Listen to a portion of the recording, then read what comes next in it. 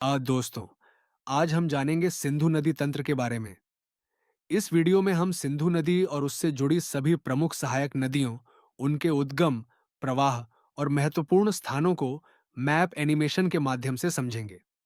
सिंधु नदी दोस्तों, सबसे पहले बात करते हैं सिंधु नदी की।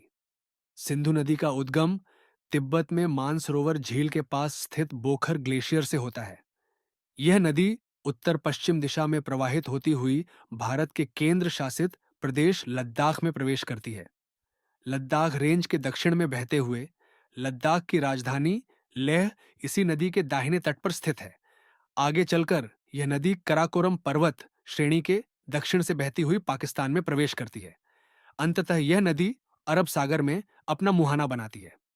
झेलम नदी। अब हम बात करते हैं झेलम नदी की। झेलम नदी का उद्गम जम्मू कश्मीर में बेरीनाग के पास से होता है। यह नदी श्रीनगर शहर के किनारे से होकर बहती है और आगे चलकर वुलर झील, जो भारत की सबसे बड़ी मीठे पानी की झील है, इसी नदी पर स्थित है। आगे चलकर यह नदी भारत पाकिस्तान की सीमा बनाती हुई पाकिस्तान में प्रवेश करती है और चिनाब नदी से मिल जाती है। चिनाब नदी दोस्तों, चिनाब नदी का निर्माण चंद्रा और भागा नदियों के संगम से होता है। इन दोनों नदियों के मिलने से बनी नदी को चंद्रभागा कहा जाता है, जो आगे चलकर चिनाब नदी के नाम से जानी जाती है।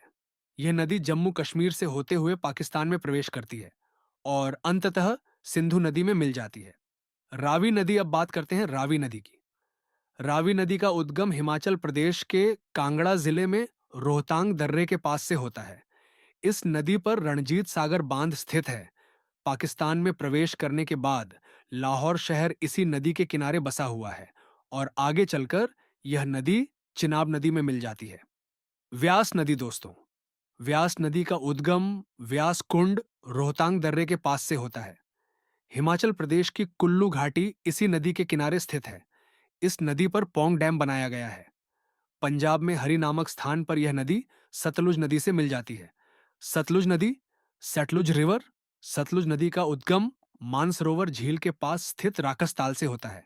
यह नदी हिमाचल प्रदेश में शिपकीला दर्रे से प्रवेश करती है। इस नदी पर नाथपा झाकड़ी, भाखड़ा और नांगल बांध स्थित हैं। भाखड़ा बांध से बनी गोविंद सागर झील अत्यंत महत्वपूर्ण है।